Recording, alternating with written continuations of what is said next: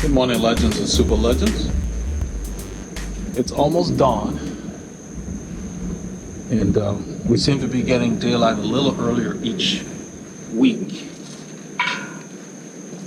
as we get into the crux of summer here. So Paul sent me a text, said he was going to meet me here, so I'm going to roll because we're going to pick up Team RR today. Gonna get some clips for you guys. Hope you get a chance to get some K's in.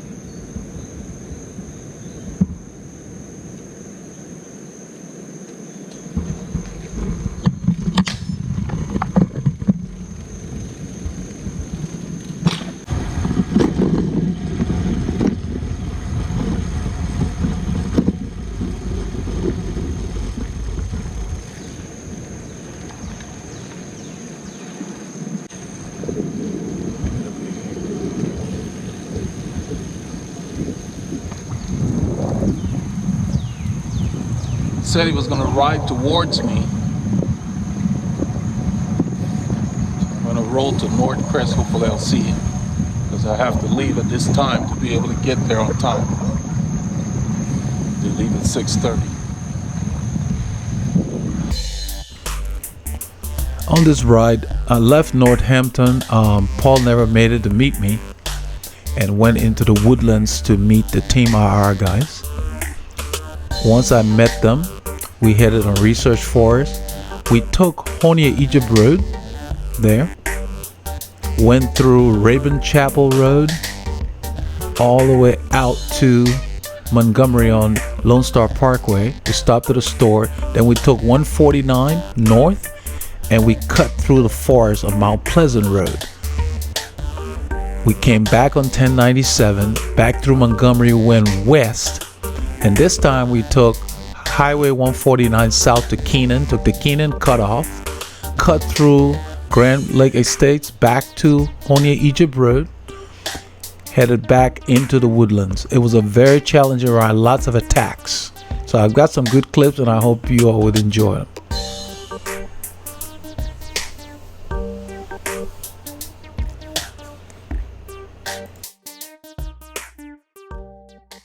Oh, I didn't see Paul. He was supposed to be there at 5:45. I waited till 5:50. I rode towards him a little bit, but I had to head out to not miss the group. So we're heading north. We're going to go through the forest today. Should be nice. I'll get some clips for you guys.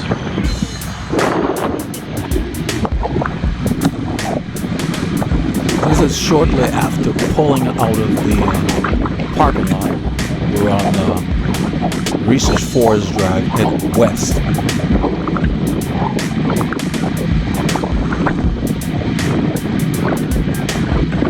I made a note to mention that there's a guy in the group, his name is also Paul, and he's in his 70s. And you will see later in the ride, there's a serious chase at the end, and he is actually driving the chase. So those of you who think you're old, yeah, you'll see. I don't know his exact age, but he's riding with guys 25, 35, 40 years younger than he is, holding his own. Cycling is indeed a lifetime sport. He's going to come by in a little bit. I'll point him out, and I'm going to show you in the ride for the clips how active he is, especially later on the last stretch on the Honea-Egypt. There's a bunch of attacks, and he's actually driving the chase back to the breakaway. I noticed that, and I noticed the guys have been talking about, making jokes about, we got I think a septuagenarian, or whatever the nickname is, and they mentioned that, and then I noticed he's active throughout the riding. And I thought to just make a note of that and mention that. So I actually have gone over to him when this ride started to get his name, because he's been on these rides since I've been coming out. This is my third week with these guys. They're actually training to go to, a bunch of them are going to Colorado to go and do a 120-mile ride in the mountains. That is supposed to be something intense. Some of them have been several times. So, going to be next Saturday is when they're going to be going.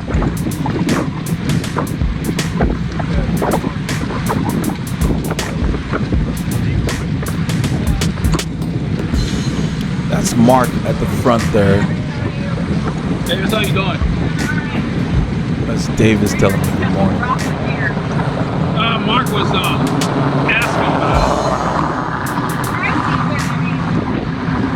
what the regular price it is. She was complimenting me on my jersey, the all slick jersey. Yeah. Every time somebody sees Rafa, the first thing they focus on is the price. It's like, if you do your homework, you can save some money on it if you want it. I don't like to do too much chunking about it. I figure if people want to know about something, they'll investigate it. With the internet, the information is readily available.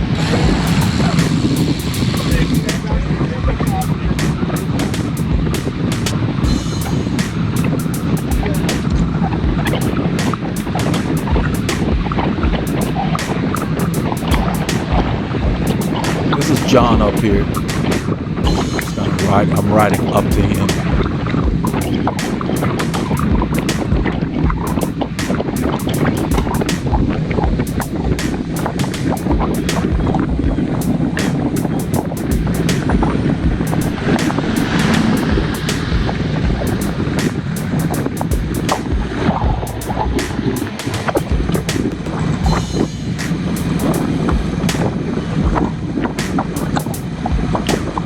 Sometimes we come through here, we turn right at this road. This is Old Egypt Road. But this time we're going straight over to 2978 is the main farm road up there. And then we'll go north, which is right. This morning ended up being incredibly humid. And I'd been inside all week, working just indoors. I rode once or twice, but this was just extremely humid. We had a bunch of rains after the July 4th rains, and then I think the day after July 4th rain again. It was like a steam bath, and I had trouble the entire day. Every time we stopped, everybody was drenched.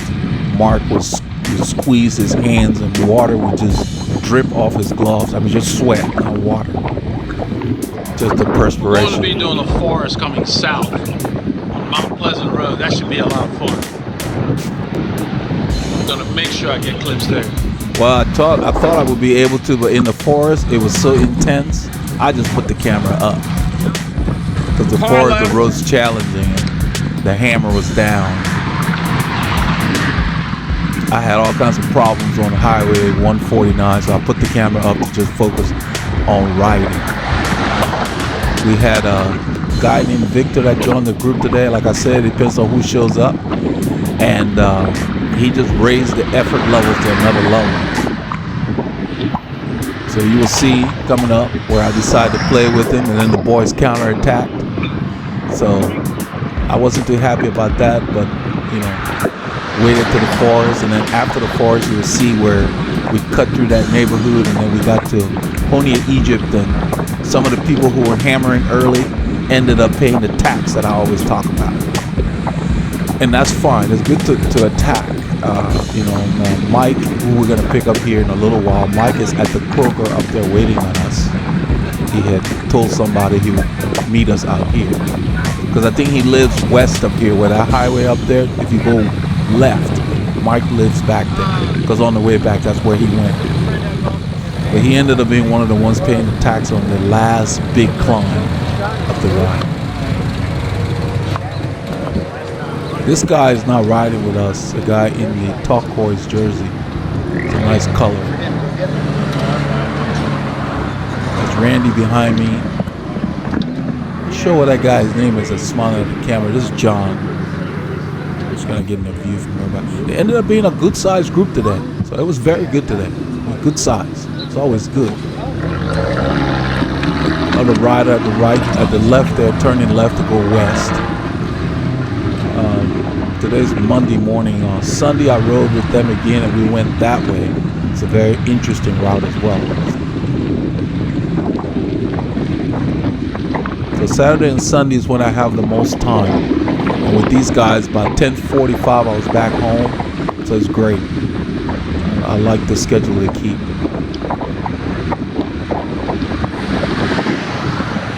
Picking up somebody here at this program. Not sure who. The schedule is just for the summer because it's so hot. That's Mike right there by that pharmacy drive-through. There he is. So he's ready to roll. We don't have to stop. Okay. I like that. It's kind of cool. So he's going to come out through here where you see this entrance. He's probably going to come out there.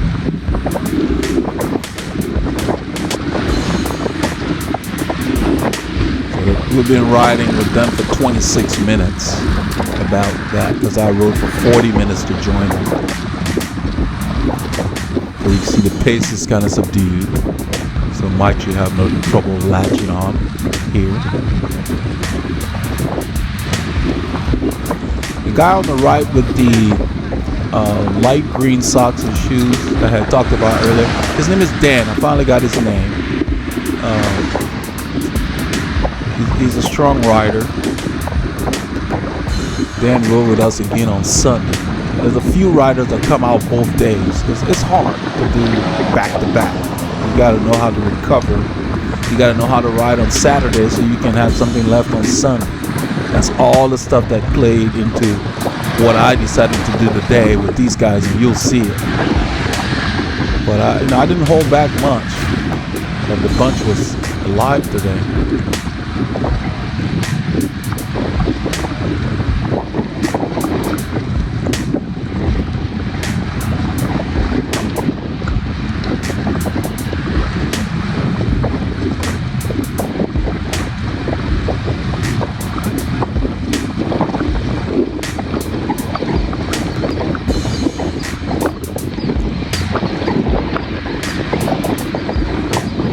So when we got to the forest, my body was overheating so much on 149 before the forest. I didn't have the camera on at the time.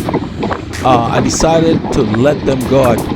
I just let them go, and I took my bottle out, backed my pace down a little bit. I poured water on me, and then about 2 minutes later, I felt great. So I kept riding the whole time, and I latched back onto them because they slowed down to regroup right where the forest began. I didn't know they were going to do that, but my plan was my body was feeling so uncomfortably hot that I needed to cool myself off. It was just unusually humid today. Everybody was dripping wet, especially when we stopped. At this point, it's not feeling that bad right now. And then Sunday ended up feeling like we were riding in Northern California. Go figure. We went out Sunday, it was just a completely different day. That's the way the weather is here. July and August. August is going to be really hot too. We turned on this highway here, and I think in a little while, I noticed on the clips, because later on this ride, we had to stop somebody to buy water because he forgot his water bottles in his car. And his name is Julio. Right here in the clip, I spotted it because I remember we had to stop right there. He has no water bottles. I don't know if at this point, I'm sure he's aware of it. This is not the morning you want to be without water. Not on a ride like this.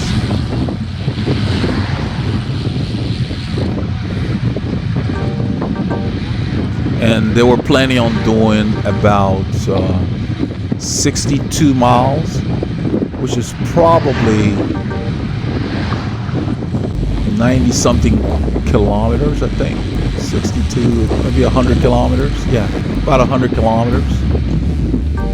62 miles, about 100 kilometers. So they're planning on doing 100 kilometers. It'll be at least 3.5 hours. You can't be without water. And you can see his bottle cages are empty. What happened is I noticed when I got there at 6:27, He was one of the people just driving up at that time. So when you get there kind of late, you end up rushing. And that's really what happened. Because his bottles are in the car. He just didn't stick it on the bike. So it happens to the best of us. When you rush around, it's just, even if you don't forget something, you just feel like you're out of sorts. You're a little anxious. So we get on this road now, what I consider the open road, no lights, no intersections, for at least 10 to 11 kilometers, something like that. It's just riding. Honea-Egypt, we're going north. So there's a guy on the right named Victor, I will point him out, very strong rider. He kept attacking on his bike. He's got clip-ons on his bike. He's got regular bars with clip-ons. And he just puts it in a big gear and hammers repeatedly. And I heard Mark talking about it because he's done that. He's been riding with them for a while. Comes out from time to time. He's one of the guys that's going to Denver with them to do that ride.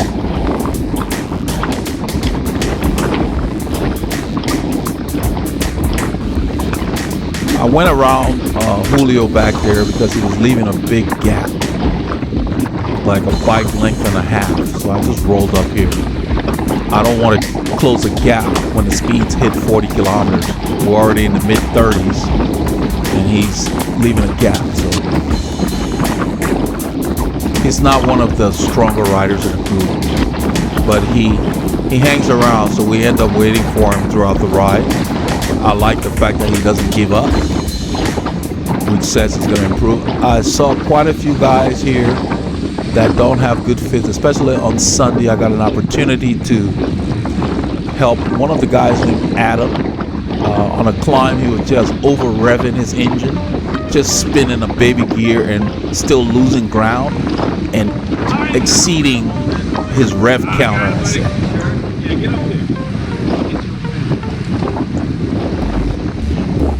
This is Mike that met us at the pharmacy near the Kroger Road.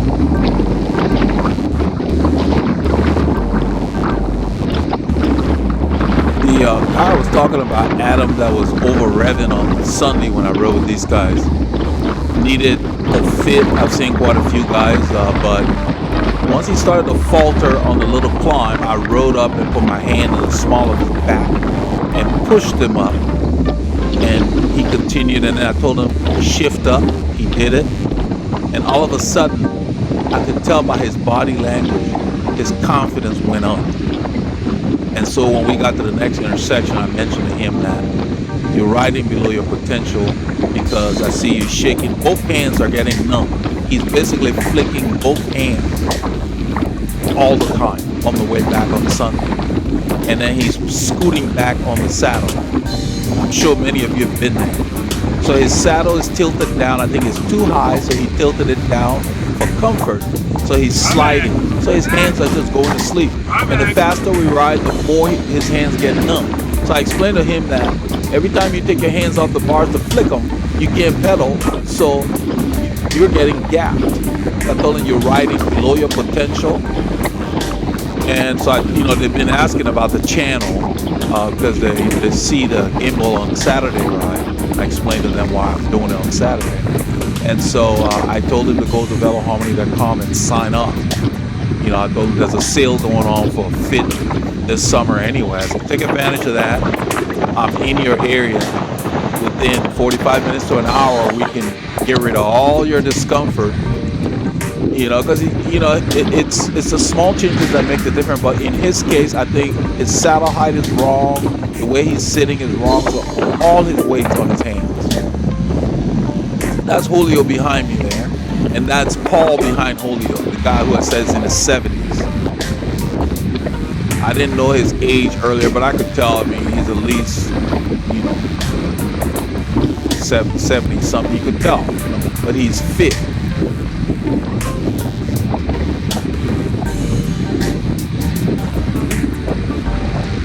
I thought to mention that because we got 40-year-olds on our channel that have made comments about, man, this is too fast, it's faster than I ride. And that's fine. If this is not the kind of riding you're doing, that's great. And that's the reason why we try to cater to everybody. But I had replied, I don't remember the name of the legend, but I said that if you chose to, you can do this. You just have to do the work, if that's what you want to do. And if it's not, that's cool too. We have people here that ride with us, that ride several notches behind this pace. Right now, they're on the back behind Paul that I mentioned. You can't see, especially the lady Davis. They ride at a slightly slower pace.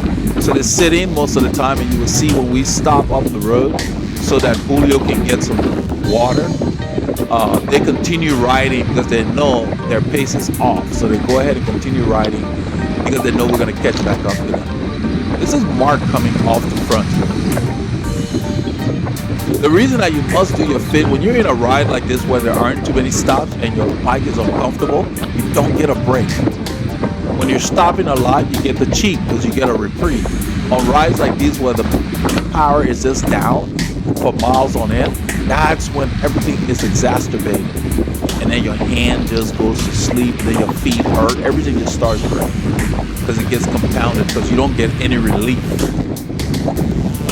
So I hope that Adam would take advantage of the seal that's going on and come by, because I see a lot of guys that have issues. I see them shaking their hands. There were two of them that I mentioned to on Sunday, and I look for opportunities to mention it, meaning they say something to me or I help them, they receive it, and then I mention it. Otherwise, I don't say a whole lot. I don't go around bothering people. I let them come to me. So the reason I mentioned it to Adam was he took my advice after, I pushed him in the back. I've done that to many riders. It's been done to me too.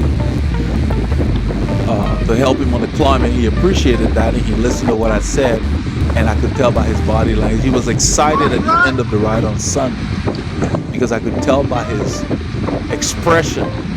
We kept the ride steadier on Sunday on the way back, so he was able to sit in there. And I just, they were telling me, wow, great pull, went up a climb, and there were no attacks. I just kept it steady, the same effort. So they were able to get into a rhythm. So it does make a difference on how the group is riding based on how you're going to perform. If there are a lot of attacks are hard on everybody. And so you don't have to go with attacks, but it does make a difference. So don't get demoralized if you hook up with a group and that day they're attacking. That's a different pace. And then when they're steady, if it's reasonable, you should be able to hang. So you need to know what they're doing and say, yeah, these guys are just crazy today, that's why I can't hang. So that you know, so you don't get yourself down about it.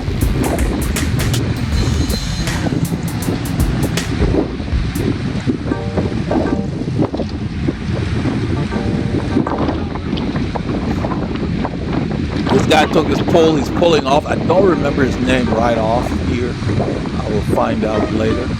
I tend to remember bikes a lot easier than people. Everybody's got a helmet and glasses on. And if they took them off and I saw them in a store, a few of them I would recognize because, at the store, Dan takes his helmet off, the guy on the right with the green shoes. So I can recognize that, and I'm sure it's the same. But I always remember bikes. In fact, on Sunday, there's a guy who was riding with us last Saturday when we cut through the 105 going to the lake that had the Brown Hands Snyder bike. It turns out that his name is Rob, and he's a mechanic, a bike mechanic. And I was telling him on Sunday ride after this ride that, hey, he had another Hans Snyder he was riding, different color. He has a lot of those bikes because he knows the guy, the builder. He's known the guy for almost 30 years. He's telling me about it. But I'm telling him about it. I said, a guy came with a brown bike like this made by Hans. He said, oh, that was me. I couldn't help laughing. I just wasn't able to stop laughing. And he understood. He said, yeah, I do the same thing. He said, guys come to the shop, and I've ridden with them to bring their bike for repair. I remember the bike. And I said, that guy looks familiar, but I remember the bike more than them. So I was telling him about him and didn't know it was him I was talking about. So this guy had a brown Hans Snyder. I noticed it on the clips, and I mentioned he was a master builder. He said, oh yeah, that's my other bike. I got a bunch of Hans bikes. He said, I think I got too many of his bikes. So he had a red, white, and blue one on the ride after this ride on Sunday.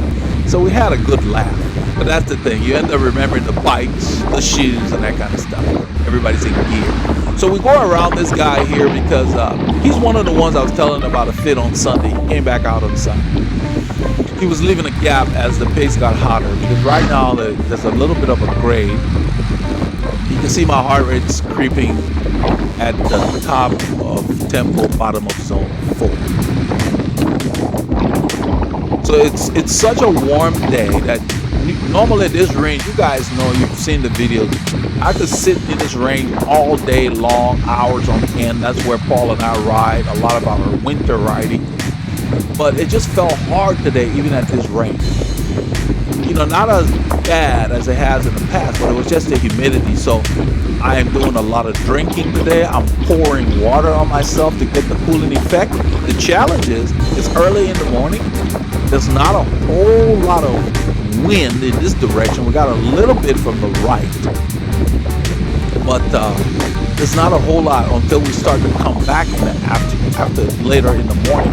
We're coming back south, but it's just sticky, and so I'm pouring water on my neck, my back, you know, whenever I get the chance, and I'm drinking liberally. We ended up stopping twice on this ride, short stops, but necessary. And of course, I reloaded my bottles at each stop. I was never thirsty. It was just a matter of trying to get water before you think you'll need it in your system. I like to carry water in my belly as opposed to in the bottles. So if there's water in the bottles, I'm going to be drinking frequently to where I'm not behind or have a deficit. I'm not sure what Mark is talking about. That's Mark.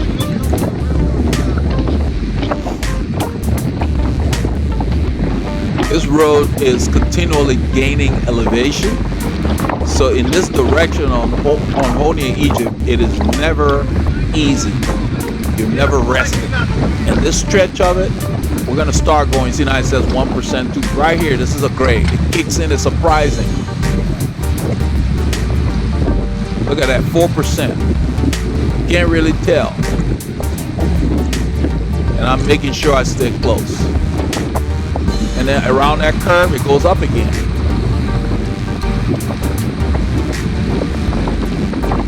So today I spun more. I kept my cadence higher today because I knew I would be riding on Sunday. On Sunday, I was riding some large gears. I was in the 5316, 5315 for hours on end, just smashing it because I knew I would get the rest today on Monday. I may spin later, but my legs feel good. I recovered really well after this ride. That was key because I knew I'd be riding on Sunday. Mark didn't make it on Sunday. He said he would, but he wasn't there at the start. So John pulls off. John had been pulling for this stretch. I remember the name of the guy at the front. It's a small guy. I'd much rather follow a guy like Mike here. He's a big guy and get a good draft without getting really low. Mike or Dan, they provide really good draft. That's that Lezine light on Mike's bike. Very effective. Paul and I have one of those as well.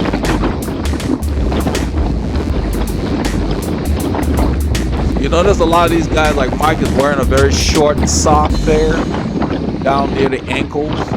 It's hot this time of year, so he's trying to minimize. What I do is the socks that I wear made by Rafa, they're protein. They're designed for hot weather. They're very light, so even though they come up, you don't feel hot. They're lightweight summer socks. In the winter, I wear the merino wool socks. They're warmer. So it does make a difference in the fabric. This road's going up, speed's picking up.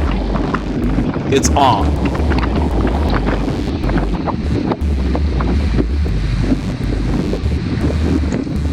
The heart rate always catches up. You can see my heart rate is just starting to come back up.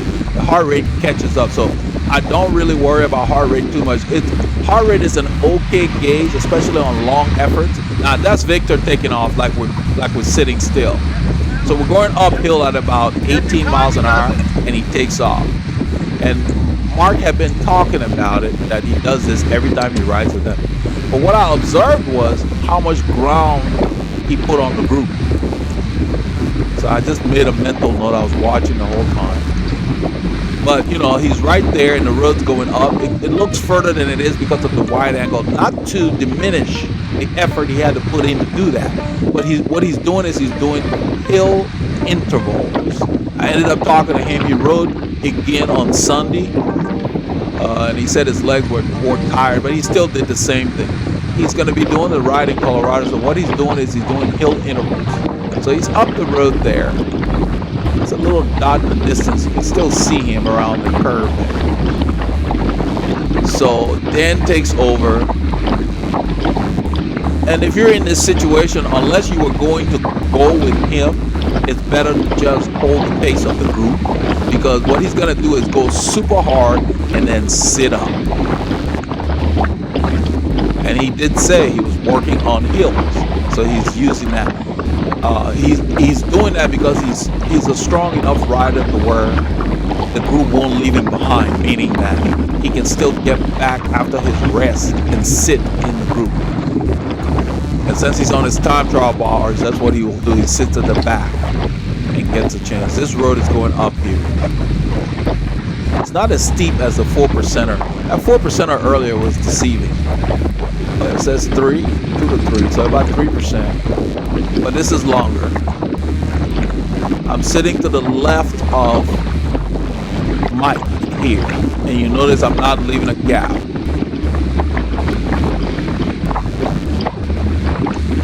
And look at my effort. My heart rate is 172. I am not going that hard. It's the heat. That's another reason you can't just look at heart rate. So I'm talking about it now, but during the ride, I wasn't even paying attention to it. On my display, I got heart rate way down. I don't look at it. I look at cadence. And when I used to ride with power, I would have cadence and power at the top of my display. Right now, I've got cadence at the top left because that's where I just naturally look. And that tells me the revs of my engine. The heart rate means nothing. Either you're there or you're not. See, Mark's working back there. We're just cresting this hill here. Now look, my heart rate dropped like 9 beats in no time. So it just, you can't use that as the only gauge. As far as feel, I just feel hot. Temperature's low, humidity's up, so it feels warmer. He's riding up here. Mark's riding up to tell Dan that we need to stop. There's a Shell station at the corner at 2854. We're going to stop so that Julio can buy water. And you will hear me suggest to Julio that if you get the 20-ounce size, it will fit in your cage. So he buys water in the regular plastic bottles and sticks it in his cage. And that's fine that he was able to do that, but the thing with that is that will get hot quickly because those plastic bottles, you guys know, the water bottles, they're so thin. You know, within no time the water will just be warm. So it's important to remember your equipment. I kind of felt for him because he wanted to be with the boys and just he was running down. You forgot their water? Julio, he left his bottles in the car. You need it after that hill. Look at the jersey on Mark. It says triple bypass. That's the ride they're training for. Triple bypass is a ride somewhere in Colorado. I'll look it up. But they've done it a few times, so they're gonna go and do it again. That's something to train for. But some of the guys are telling me, "Oh, you need to do it" or whatever. And I try not to get into too much detail, but after almost 12 to 15 years of traveling to bike races, you know, it's not new to me. Been there, done that. All kinds of rides, you know, Keystone, Breckenridge, all that stuff. Now watch these guys here. They're going straight because they're going to hold a slower pace. They know we're going to catch up to them. So they keep riding, knowing that we're stopping here for Julio. It's one of the stores that cyclists frequent on this route. It's a good stop. You can get ice and water. They have a restroom. It's clean. You know, those are my requirements. They need to have water. Some of these places don't carry water. I think it's intentional.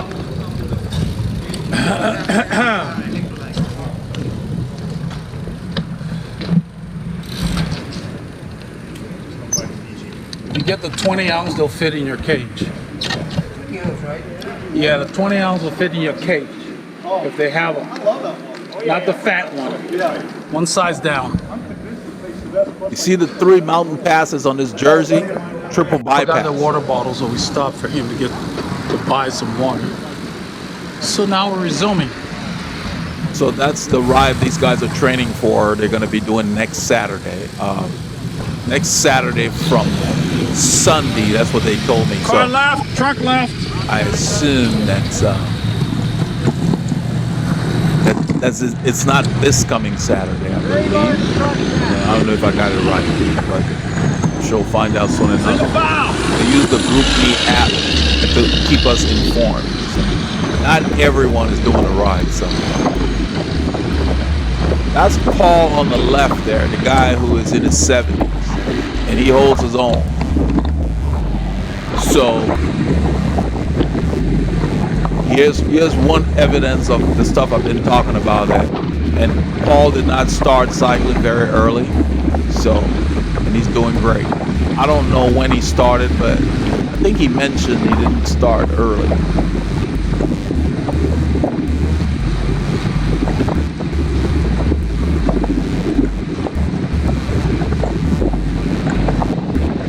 That's Mike on the left there.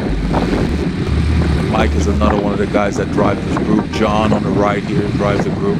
Paul there that I'm talking about drives the group. I don't know the name of the guy in front of Paul. He holds his own too.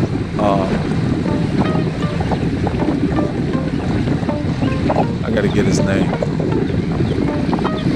There's a good sized group today.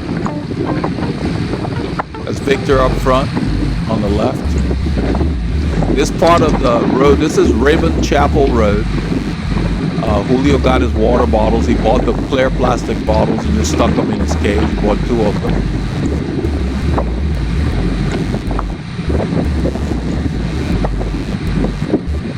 Normally we don't stop over there. We stop in Montgomery County. On a humid day like this, they ended up stopping twice. What I liked was it stops where you're fishing. You stop, use the restroom, get water, boom, hit the road. At this point of the ride, I'm fine, I'm feeling fine, even though it's a little muggy, it doesn't feel as bad yet. It started really getting hot and heavy. You will see in a few miles down the road, we're gonna hit a lot of hills, because Victor keeps taking off the front, so I decide I'm gonna mess around with Victor. I'll still stay within my limits because I don't know the Palmares of Victor.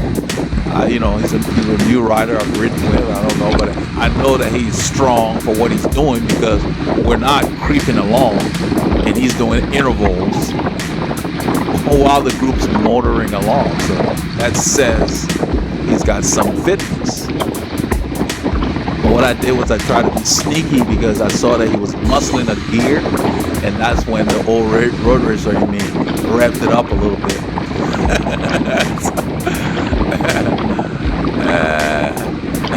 Kind of to catch him unawares. And then he powered back later, and then everybody started attacking around me. I was like, uh-oh. Then Mark's like, look at what you started. I'll see what you started.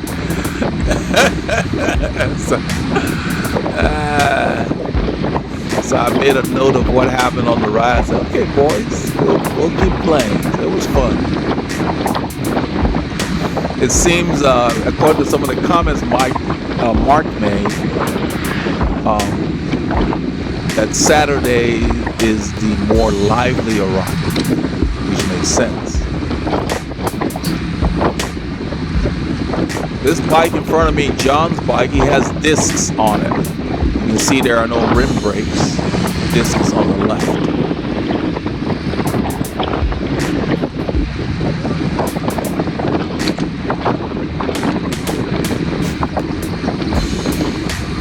I have nothing against discs, even though those of you that know the video I made, If you buy a bike and it's a deal and it comes with this, great. My issue was they just seemed to be pushing it so much, especially on some of the other cycle channels. You know what I'm talking about. It was just being pushed. That's just to say it was a major need. It's nice to have. Don't get me wrong. You have it, enjoy it. If I were able to get a bike and it came with this, I would gladly accept it. It's just that you're investing in different kind of wheels and all of that. So whenever you're changing your application, there are costs. There's nothing wrong with it. Nothing wrong with this. Some of the newer, really expensive bikes now, the discs are being designed to where they actually look sweet. Like the Specialized Venge and stuff like that. They're just, but you know, $14,000, $15,000 for a bike. I'm like, gosh, it's just getting out of hand. And then the carbon, so then when they fall, I mean, at that price, they need to give you lifetime warranty. You know, Rafa repairs our stuff when we crash. So for 15 grand on a bike, they need to repair the bike when you crash for the life of your ownership. I'm sure you guys, that makes sense. Yeah, I'm going to be paying 15 grand. If it crashes, you should be able to help me fix it. But I guess that wouldn't be a good business plan. Anyway, we go through this intersection. This Victor on the right, I notice as I go by, Terminator, you know, I see he's in a big gear. He's rolling it slowly. But he looks like he knows what he's doing. And you will see shortly he does another one of his intervals again. I'm like, man, you know, what are we, chopped liver? So then I start to think, I said, well, maybe what I'll do is when we get into the mill route areas, and we'll see again. But you know, at this point, I'm just kind of watching to see, because when he goes, no one goes with him. I mean, he goes really fast. He goes. We're doing 40 kilometers here, but the effort more is like bottom of zone 4 for me anyway. But it's not easy, especially on a humid morning. Everybody's working. There's no conversation. It's a straight line. We're working. This is Paul in front of me. This guy's in his 70s, guys. There goes Victor, like we're sitting still, chatting. Look at that. He's got a good sized gear. He's working it now. He's not going to put as much ground on us as he did on that flat road, of course, because of the climb. But when he goes like that, it changes the pace of the group, because now everybody presses on. Now look at the gaps beginning to develop. So I got my eye on that gap. I go around Paul here. That's John here. And that's Julio. You can see his plastic bottles that he got. So I ride up the market now. I'm feeling good. But that effort, all of a sudden I'm feeling like, man, I didn't go that hard. Why does it feel so hard? The humidity. Everything you did felt harder than normal. That's what I talk about. The perceived exertion. It didn't matter what the power meter would say if I had one. The fact is that everything felt harder than me. And that's why these guys are staying here and not going with Victor and that stuff that he's doing. Because on Sunday's ride, Victor was saying his legs were toast. And you know, you wonder, I said, you wonder why or what you were doing, but still, he was still able to do some good efforts on Sunday's ride. But he's preparing for that triple bypass ride in Colorado.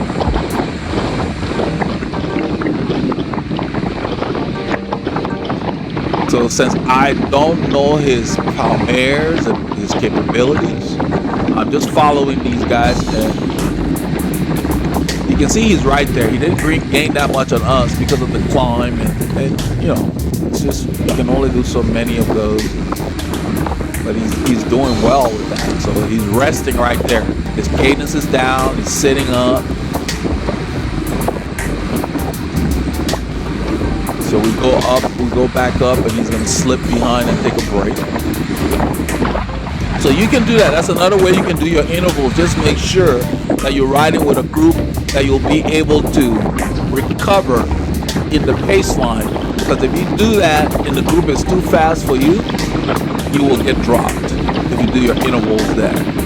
So in that situation, you want to do your intervals with the group, meaning when they're going hard, you can be in the pace line doing an interval.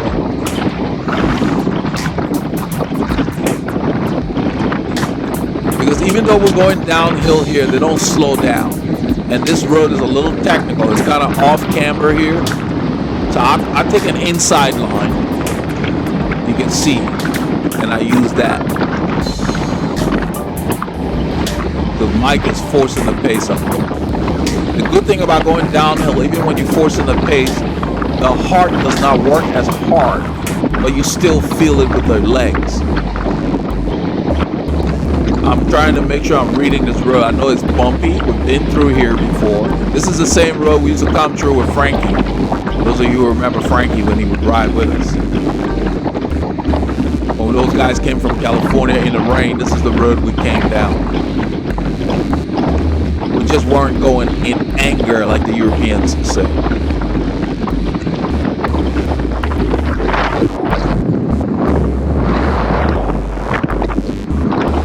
Try to spin the camera around. I didn't get a really good view.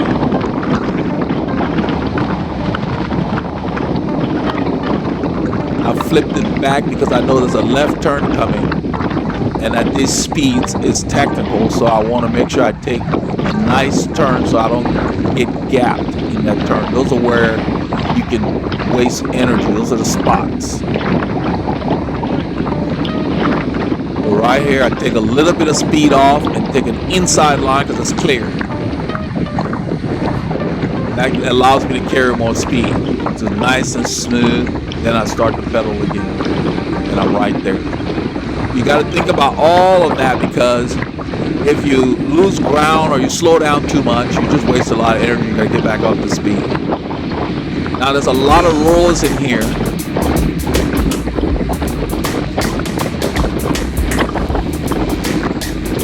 In a little while, Victor comes to the front. He starts to chat with Mike.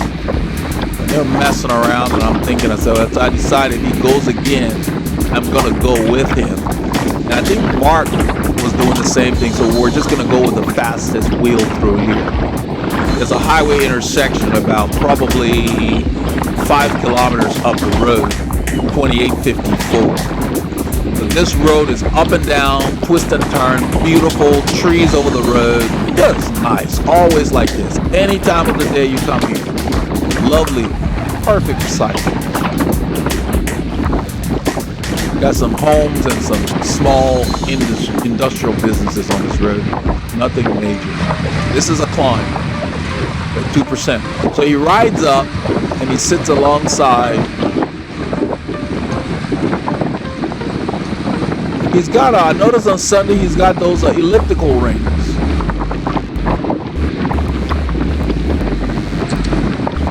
So I'm noticing his cadence. If you look at Mark's and look at Victor's, it's clear. Look at even Mike in front of Mark. Mark is right here. Mike is pushing Victor, and they're talking.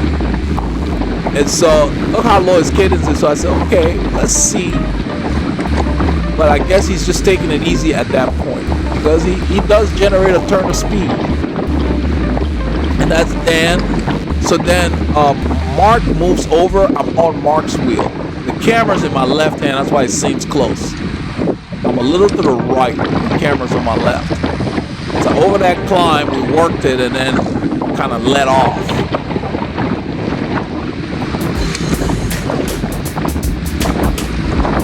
You can see there's another climb coming. There's John on the left. He's moving up. So I'm like, okay, something's brewing. Everybody's, all the heavy hitters are coming to the front.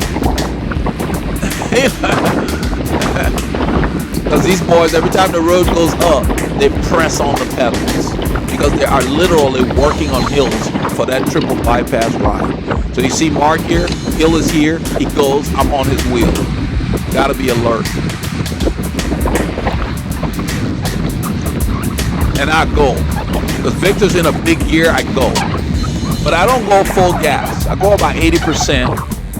Turn the camera around. And I settle into some kind of a groove.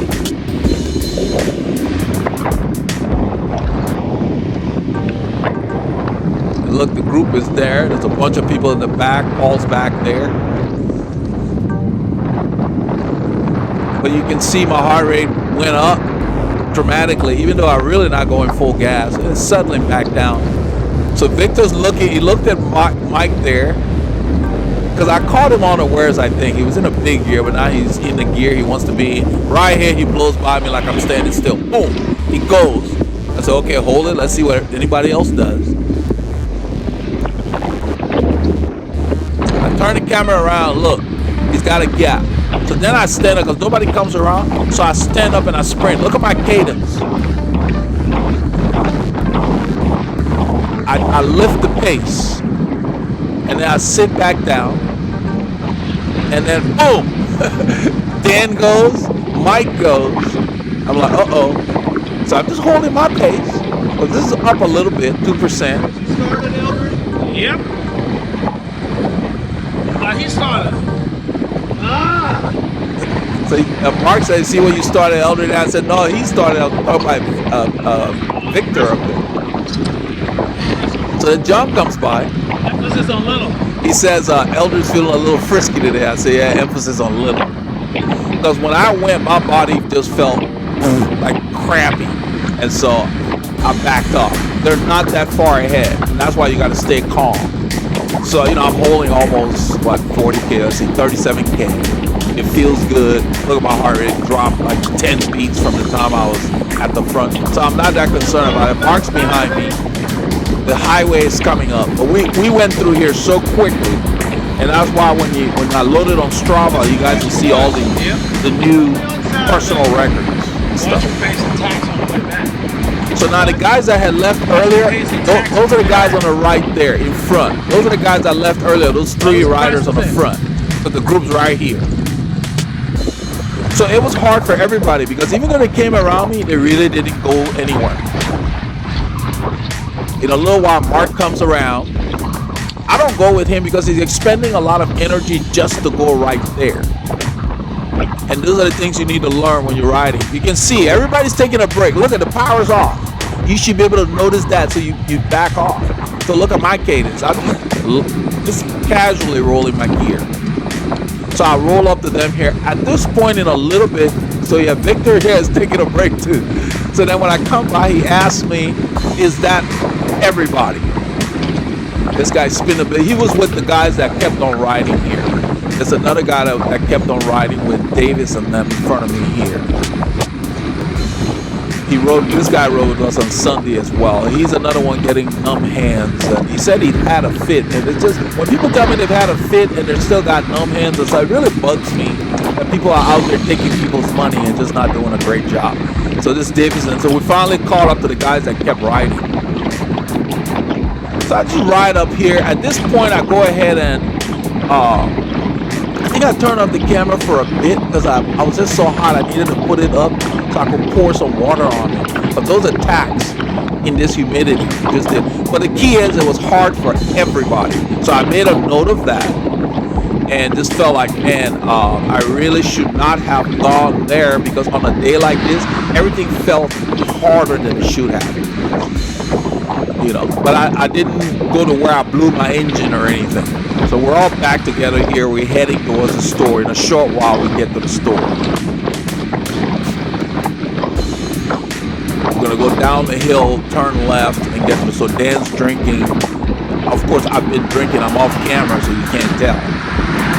So I really miss having Paul on the rides with us because I'm not comfortable giving the gimbal to anybody else. You know, you got to know what you're doing to hold the gimbal. I don't mind holding it so much, but it just gives us different perspectives. So hopefully he'll be able to join us soon. You know, when they go to Colorado, the group will probably be smaller. If they're not going to be riding that week, we may join the bike barn at that point or something. But these guys are a good group to ride with because I told them, I said, it's hard. You know, I felt like I was riding with Mo's group, so these guys are no slouch. You know, you get a workout. In fact, on Sunday, I spent most of the time at the front. Dan, myself, we did a lot of pulling. And also, Paul was there, the guy who I'm talking about, 70-year-old. I think right about here, we're almost at the store. So, yeah, Victor comes around me. Yeah, we're turning. I think that's Mike. Yeah.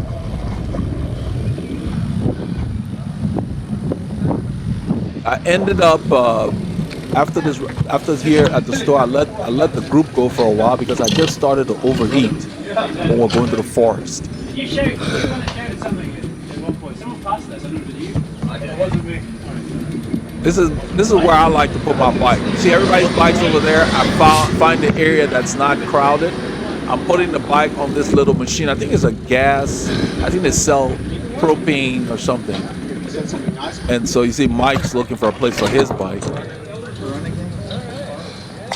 You always want to secure your bike. Make sure 2 points of your bike is touching something so that it doesn't move. Mike doesn't want to put his bike over there. So I've got my bike leaning on there, and I set the camera on top of that thing. Yeah, I'm just dripping wet. I had to pull out of the line. It's like, man, couldn't see nothing. So there was sweat on my glasses, and we're wet. That's what we're talking about. We're just standing there wet. And even Mark ended up squeezing his gloves and just sweat pouring out.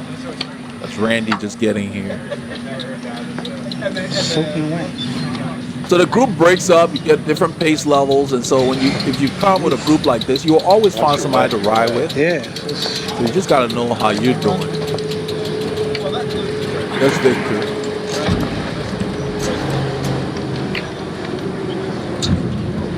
So Eldred, are you saying we go back that way, go up 1097, and then turn? I'm not sure what the suggestion. Instead of taking my foot. Right. I always take So I think if we want, and I'm 149. yeah, You take 149. 149, go up. Yeah, Hit the forest. yeah, yeah. Whenever we go out to Richards, that's the way we come back. It's more challenging. Well, it'd be a different look. That'd be You will see the difference. There's more climbing. Because remember, when you're going, there's a good while early on where you just roll. And that's what you're facing confidence. Yeah. We're talking about Mount Pleasant Road. I got familiar. Paul and I discovered that coming south is the way to go on that road. The lady up there and the guy in the turquoise jersey to the right, that was the guy at the light at 1488 that I said was not riding with us. He got here ahead of us because we stopped at that store for Julio to buy water. And because Mark was asking him, how'd you get here before we did? It's another rider heading home. So this is a good stop point. When you ride out here, it's a good store to stop. It's right in the middle of most of the routes. And then from here, if you're going north, Richards will be the next. I'm going to make sure I get ice. And while I'm there, I drink and then I load the bottle because I got a full bottle on the bike.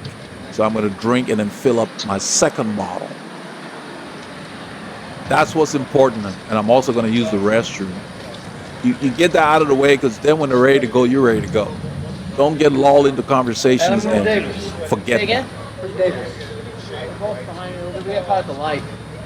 She had to wait for the green light. I just kept going. They're talking about Davis, the lady that rides with us. Chris Osborne.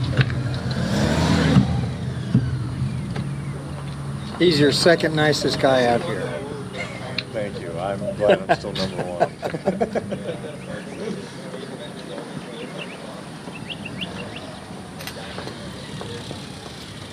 Hello, did you get water? This is Randy here. Randy's going to be riding doing that triple bypass. I was there like Okay. 2 weeks ago. Right. That's Julio You there. got your water?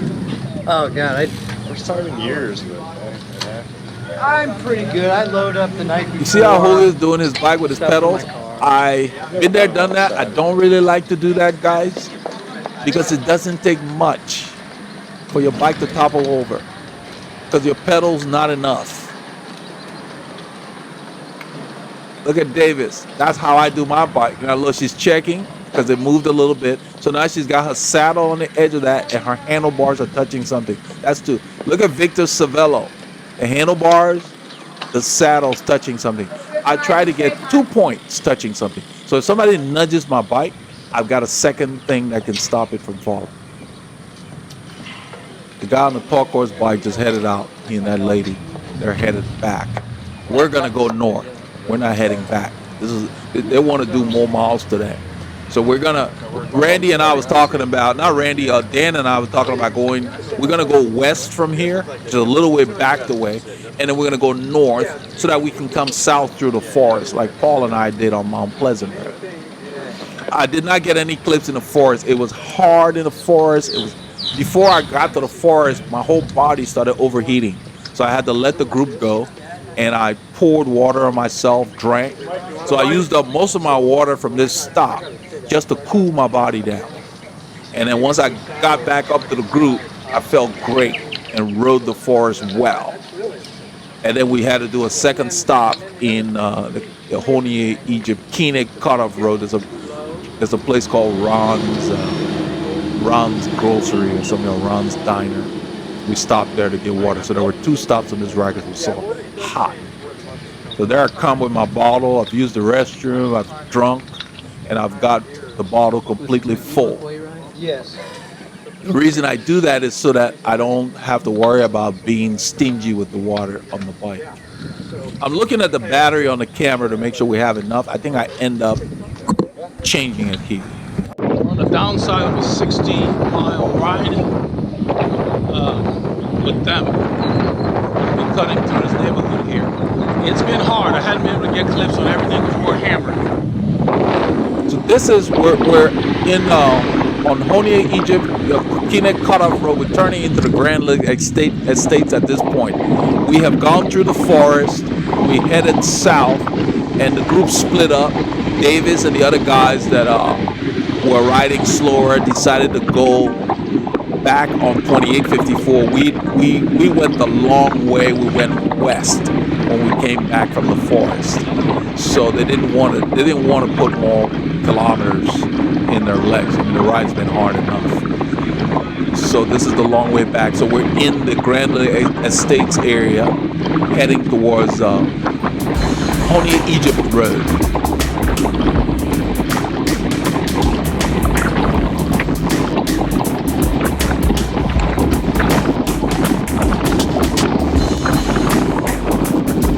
I'm on Mark's wheel. Victor's behind me, and I think he's chatting with Julio. So this is after the second stop. I was not able to get film in the forest. It was very bumpy, and the hammer was down. It was a little chaotic, so I really didn't get an opportunity to turn on the camera. But you didn't miss out on too much because there's a lot of action here. That's why I turned it on here. This is a climb, and Mark is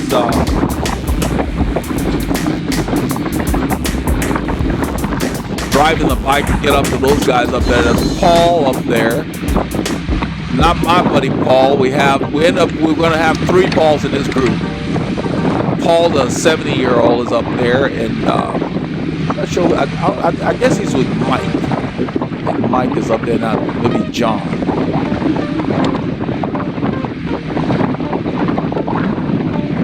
The one thing that happens is whenever there's a stop, people kind of trickle away.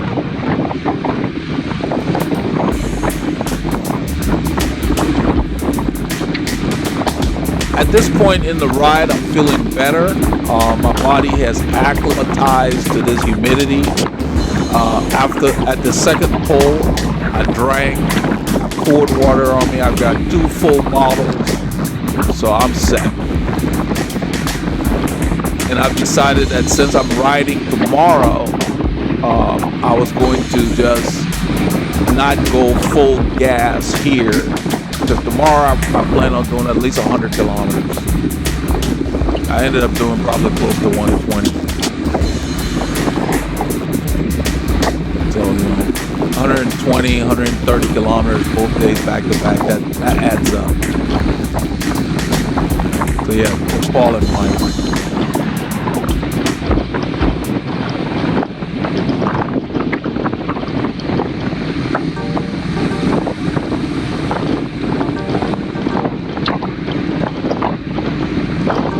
This is a subdivision within a subdivision. This is the area that has 2 gates.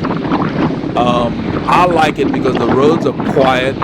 They're in excellent shape and lots of rollers.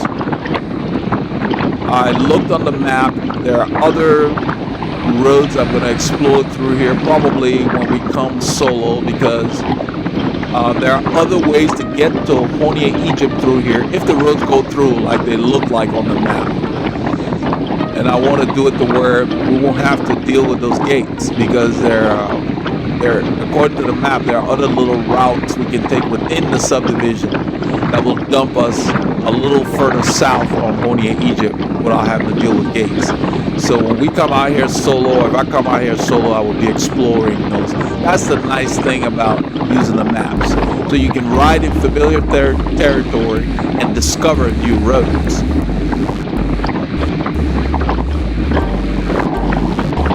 At this point, the pace is not very hard. I mean, I'm in zone 2. And that's the thing, those of you who are apprehensive about riding the group, it's not hard all the time. So if you use your energy wisely, when it does get hard, you should be able to at least be close. You can tell the impetus is not there. If you look at, everybody's just casually rolling in gear. You know, like my cadence 80s. You know, when it gets really hard, unless we're climbing, my cadence is up. So this is another bump. Every time the road goes up, guys, push the pedals. So Mark pushes the pedal. It didn't last long. Like, you keep going and then you shift up. So then Paul got on Mark's wheel, and Mike slipped over. I'm just sitting behind here to see what they're doing. What's on my mind is that we're heading towards Honea-Egypt, and there is a long climb, you know, relatively. It's almost 2 kilometers, but it has a nice steep pitch where usually in the group there it packs, and today was no different.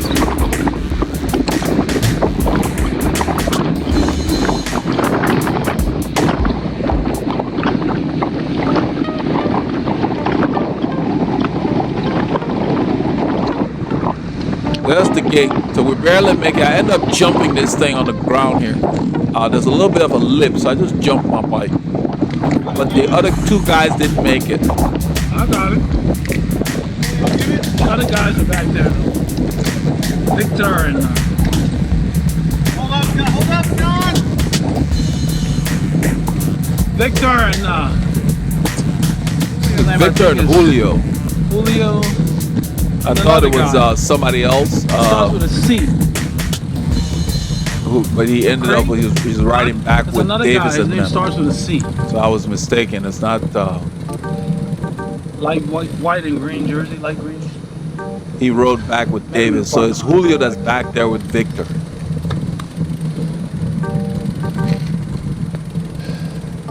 The irony is we're waiting for Victor, and Victor comes and then he hammers us.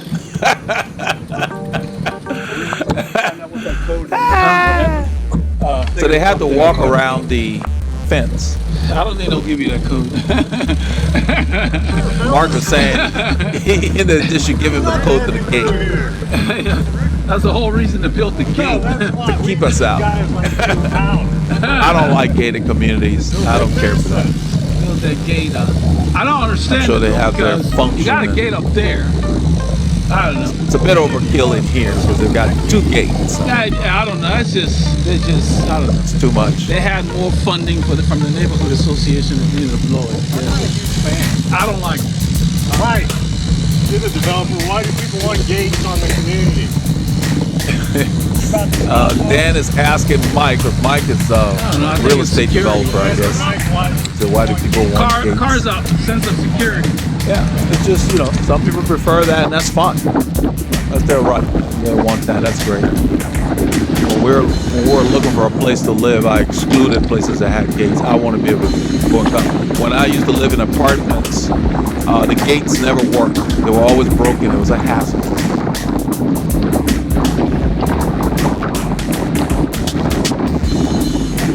And they ended up, when I lived in the apartments, leaving the gates open all the time because it was always under repair.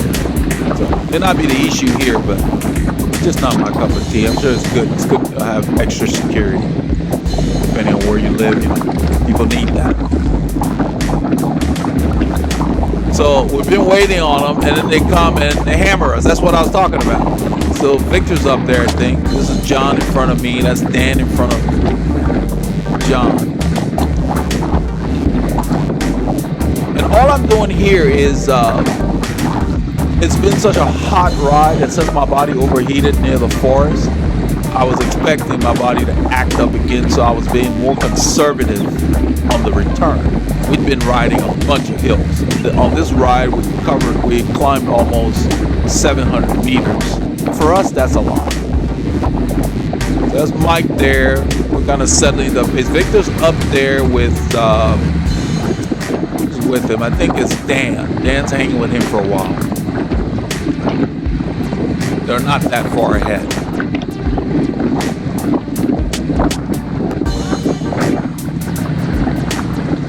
Victor's on the right, Dan's on the left, Mike's rolling up to them.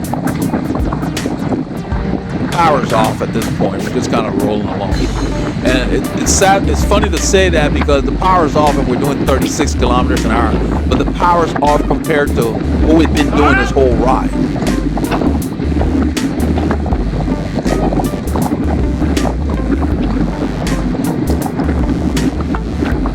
You can see me moving around. I'm not tight on John's wheel and all of that. That lets you know we're not really on the hammer.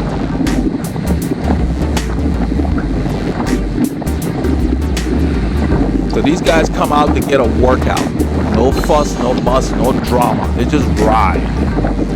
So I really am liking the chemistry of this group. I like how they regroup, you know, they look out for the people who fall off until the people who fall say, hey, you know, I'm good, you guys go. So that's really cool. So now Mike goes to the front, Mike and John are playing. Victor's in the middle here, Mike's on the left, Dan's on the right. Now they start to race each other, Mike and Victor. So I got behind Victor for a little while. You see my cadence? I'm just spinning behind Victor. Then he turns off the power. I'm like, okay. And then Mark's done. I guess they were sprinting. So everybody's playing. But this playing is not easy. You're expending energy each time. So I'm making sure I'm drinking. Of course, I've been on gels. You know, I use my SIS gels. You got to make sure you top off your energy stores. We turn left here. New pavement, and I think it goes up. You can see it. The camera kind of has almost like a Dutch angle here. Good shot.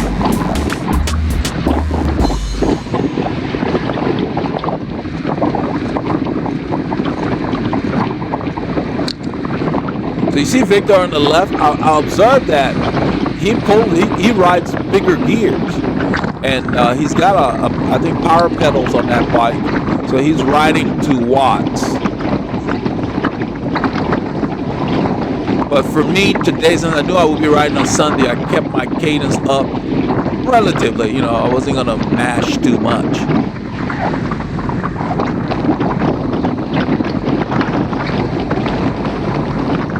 Since we've been riding so hard, the bottom of zone 4 was beginning to feel fairly easy.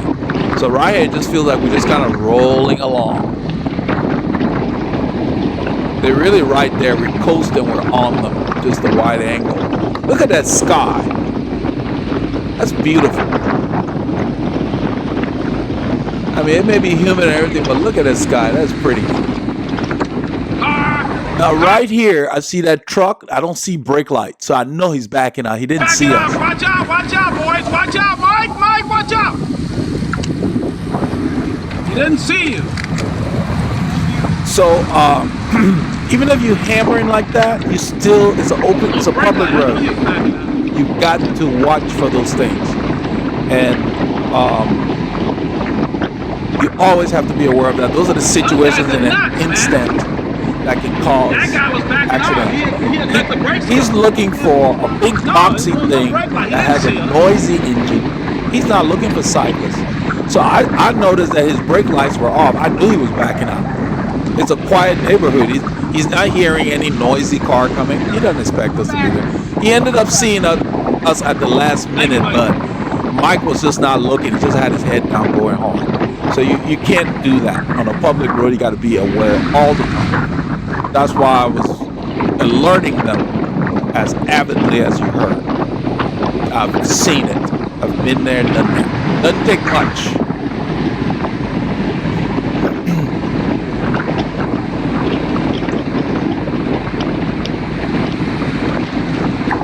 They're a little ways up the road, not too far. We're just kind of rolling. We're not going to kill ourselves. We'll catch back up. We're, you know. Because I think that's Dan in the middle between, that's Mike and Victor up the road. And this was what they were doing all ride.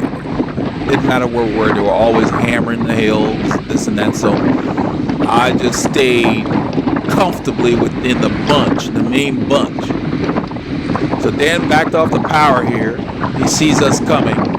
Mike is coming to the front. I'm on his wheel. I believe that Paul is on my wheel. Paul, the 70-year-old I talked about. He's here in this group.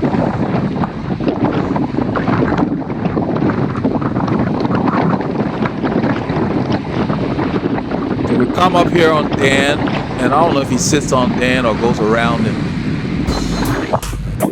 yeah, that's Paul right there that I was talking about. Paul's working hard, but he's hanging in there. So Paul is in his 70s, guys. So no excuses. Either you want to do it or you don't. And that's okay. If you don't want to ride at this level or other levels, that's fine. But I don't want to hear the age card anymore. Paul's not the only one. There are people older than Paul riding bikes up mountain passes. You know, you got to build up to it like at any age. And he didn't start cycling as a young kid. He started it as an adult. From the few conversations I've had with him. He's one of the guys I asked about the channel on the Sunday after this ride. We talked about it. I told him about it. I suggested that he check it out. I told him that he's featured in this ride and that it would be nice for him to see himself riding. Like here. A lot of riders don't get to see what they look like on the bike. I never did until Paul started filming me. When I raced, you know, cell phones were not prevalent. That's John back there, and this is Paul here, and then Mark is in front of Paul, and Dan is pulling. These speed bumps are very easy to go over on the bike anyway. I lift off a little bit, but they're smooth, so it's not a problem. Probably the same for cars. They did up to where you have to slow down. If you don't slow down, you tear up the undercarriage of your car. That's the deterrent. So you got guys in this group from probably upper 20s to 70s riding together. Because of drafting and other things, it's a non-weight-bearing sport. You can do it for the rest of your natural life. And it's a lot of fun. It's a lot of fun riding your bike.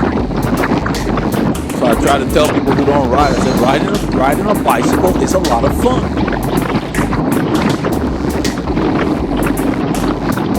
It just gives you a sense of freedom. You're using your own power to go places. You're not putting gasoline in something to go places. So it gets you fit while you travel, unlike cars.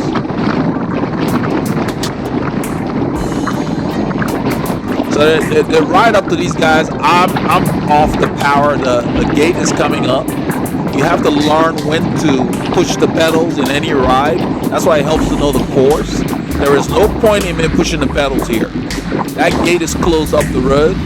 We're gonna need a car to trigger it. So you can see, I think that's John and then Dan. And I just stayed in that slipstream. Every ounce of energy you save, it stays in the bank for you to tap into later. The body has a finite amount of resources. Don't waste it. Don't go hard when everybody's letting off the gas for an intersection. Like here, I'm looking up the road. Those guys are off the gas. So there's no reason to be pushing hard. You see, I'm coasting.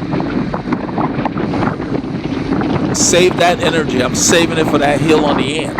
because this has been a hard, long, hot, humid ride.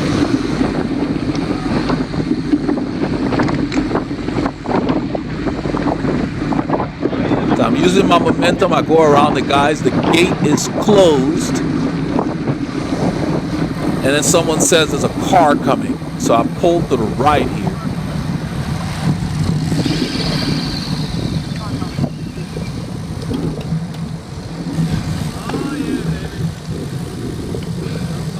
So we're waiting for the car to trigger this gate so we can get through.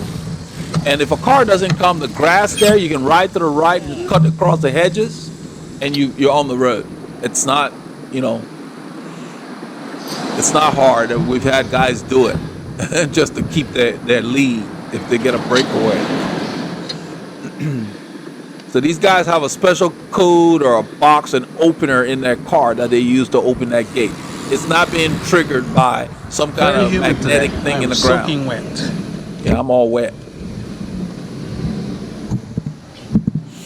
We stop and you feel that.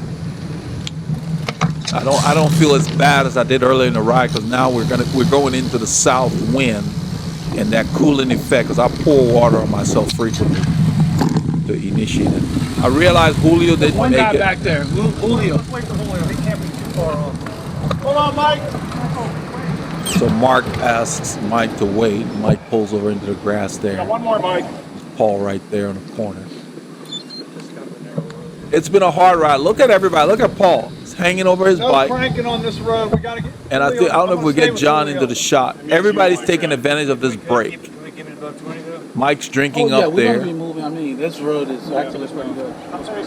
I know I moved the camera around to get a shot of her. Everybody's using an opportunity to catch their breath, whatever. I've got a 20-mile-per-hour average. So John is saying that he's got a 20-mile-an-hour That should be average. easy on this In road. this terrain, I'm shocked. So he said he wants to keep his 20-mile-an-hour average. My average ends up being less because I warm up to them. Then I do a lap for the time I'm with them. And then when I return, I cool down. I don't really worry about average so much. It ends up being 27, 28 kilometers. Right now, we're right around 32 kilometers for this ride. That's a great average in the Not so much terrain. the average Good is riding. supposed to be the kind of day it is. To average that on this day, it's hot, humid. Yeah, Yeah, once we I'm get telling you, I that said, wind. to average that on a day like this, that's impressive. Julio's quite a way behind because I thought he'd be right there. That rain on July 4th, that's what did this. I mean, it feels like a steam bath. So it's not just me, guys. Look at John. It's hot, humid today. Everybody's feeling the Temperature's effects. relatively low. It says 83, but it feels like 95. It says 83, but it feels like 95. It's humid. So 28C, and it probably feels like 33, 34C. And I think in a Do little you see bit, him, Mark? Yeah, he's right here. yeah, I Okay. think Victor rolls there. He ends up looking something up on his phone. We see Julio coming. Don't mind these people. So we're talking about these guys. We They gotta don't, pray we don't run out of oil. I'll have to find some other way to move that's this Julio. So Julio's here. thing. to fuel this thing. All right, Mike. Julio said to go on. Your fuel is 93. Yeah, that's about, because it says 83 and it feels worse. Yeah, it's hot. So Victor looked up something on his phone, and it says feel like temperature is 93 Fahrenheit. Is it stickier there? It's 32, 33. It's 28C, and it feels like 33C. That's the kind of day we're dealing with. I don't know if you noticed the sweat glistening on John's arm. The winners that get out there choose up those roads. So what Victor is saying, he doesn't like Ohio. I guess he lived in Ohio. He was saying that this is still better than Ohio. He said the roads are crappy and the people are not very nice, I guess, to cyclists. So I've never ridden in Ohio, but you know, he lived there. He likes it down here better. So I'm sure it's different all over, but He's obviously had some bad experiences in Ohio. But you can see he just casually gets on the bike and we're doing 38 kilometers an hour. We're rolling back up to the group. In a little while, a car comes by us. I think around here, yeah, this guy goes around, so he gets in the middle. But then he tries to pass the group in a curve, and there's a car coming on that side of the road. That's why you're not supposed to pass in a curve. Now watch. He moves over, that's the car coming, so now he has to go back.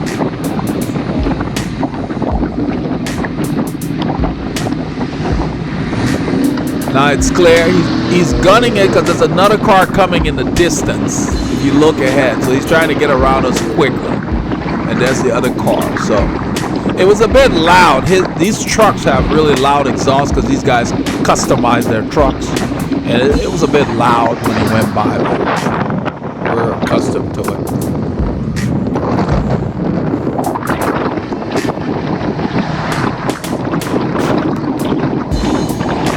This is Honea-Egypt road. This is a good road to cycle on. You get a few cars now and then, but it's not that bad. I like it.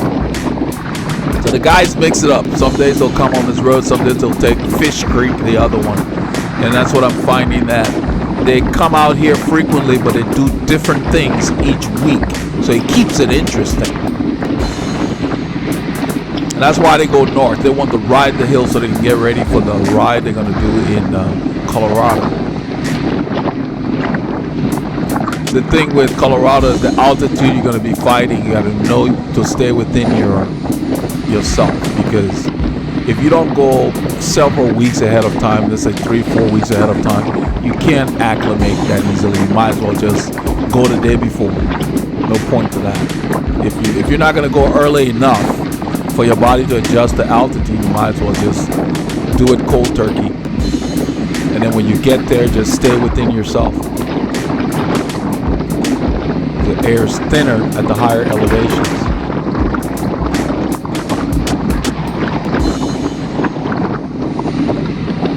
I think in a little while, Victor's going to wave me in. He wants to sit on the back, the absolute back of the group.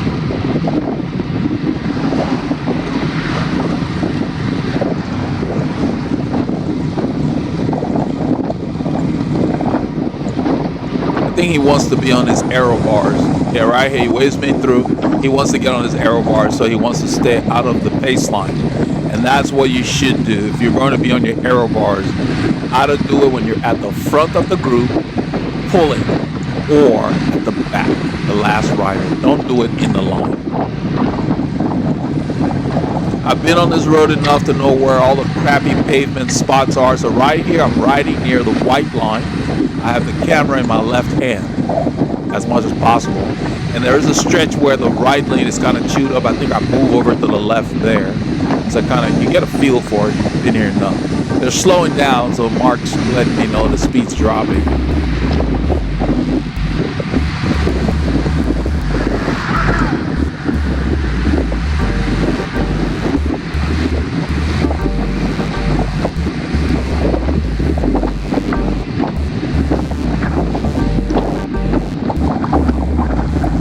So right here is what I was talking about. So I moved to the left. I knew that crappy pavement was there. The pavement just got pounded down by the vehicles, heavy vehicles.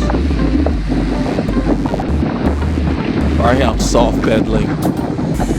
It's a slight downhill and then we'll resume. Now we're holding 39 to 40k on this road. This is a good speed for a road like this because it's not for casual conversational riding. You know, there's enough cars coming through here to move in at probably 45 miles an hour thereabouts. So you want to be riding when you're on a road like this. If you want to conversate, you find even quieter roads for that. It's not the road to be riding two abreast chatting. Yeah, I've mentioned that before. Around this curve here, we're going to come across Lake Creek. You'll see the guardrail is a creek on a little bridge they built. And in the distance, there is the climb. You see that? It's coming up.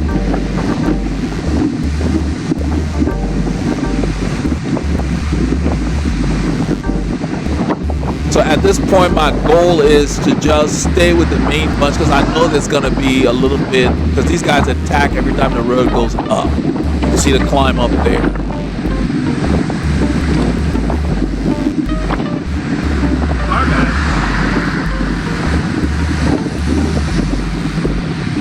So I'm not feeling great today. We've been hammering.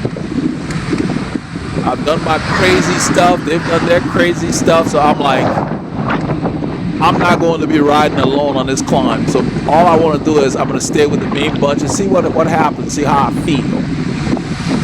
So right here, I think Dan stands up. Yeah, right here. He put it in a big gear. Look at his gearing. He's probably in a 5315, and he's using strength to go up. And that's a good strategy. I didn't feel great, so I didn't go with him. I could have probably, but I decided to just sit here. Mike is on the right. Now Mike's been working and going with Victor and all of that, and right here at this point, I think his legs just were on empty. Because right here I noticed I didn't hear anybody, because I always hear people pedaling. And I think I end up freezing it. I thought I had a good shot, but it was mostly a shot of me when I turned the camera around. I mean, we're going hard here. We're going full gas. I don't care what the heart rate says. We're pounding the pedals here, so I don't have time to mess with this camera. So I flip it around here, and I think I end up freezing. That's Mike. Mike's getting gapped. We ended up riding away from Mike here. So I flip it back. You see, I turned the camera around, lost a little ground. So I just rode back up to these boys. At this point, heart rate means nothing. What you want to do is you want to breathe and you want a rhythm. Look at my cadence, 80s. There are the boys up the road that started the attack. Victor rode up to Dan.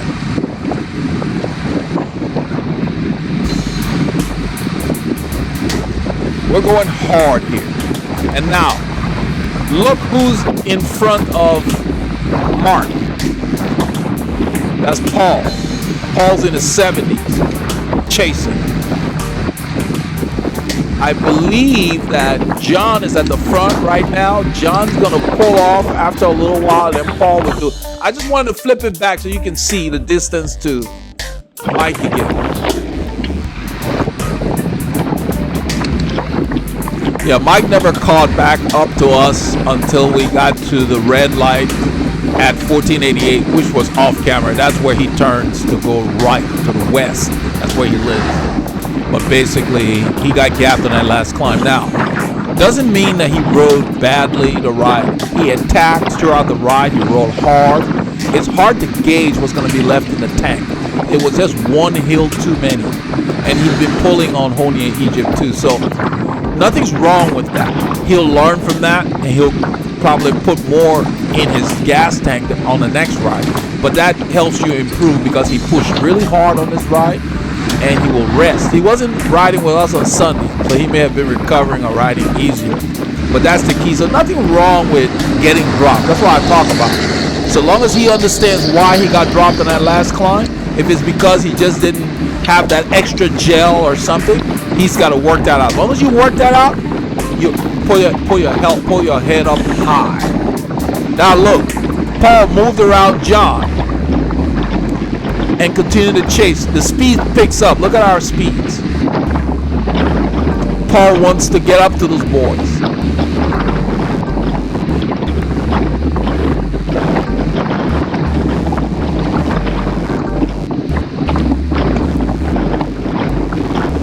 The effort has dropped a little bit, but it's still hard. We're still riding here. You can hear the wind, and look at the temperature. Now it's 30 C, and it feels like 34 to 36. It's just hot. So everything felt harder than it should have. So it was really impressive to see Paul riding strongly. So Paul had dished out his energy throughout the ride, just right to where he had something left for the last climb. That's kind of what you have to do in a ride that means something to you. This is a training ride, so what Mike did or whatever is going on with Mike is not bad either. As long as he learns from it for his main event, whatever he's going to be doing. So this is great. I mean, everybody's riding hard. Now look at this guy. The light is coming up. He passes us, and then he stops behind another car. That wasn't necessary. Those are the kind of poor decisions they made. More Made on no license sense. by the state of Texas. So in Texas, you can turn right on red. We're using the shoulder. We don't need to stop. We took the shoulder. So he did all of that for nothing. And I just wanted to point that out. They make pretty lame decisions sometimes. You pass to just sit at the light. Could have just waited. But anyway, this is what we did on Saturday. I hope you all got a chance to get some K's in. I was wiped out after this ride. I slept well though Saturday night and got up on Sunday and went to do it all over again. I guess I'd never learn. Get your K's in. Keep those doctors fired. Get out there.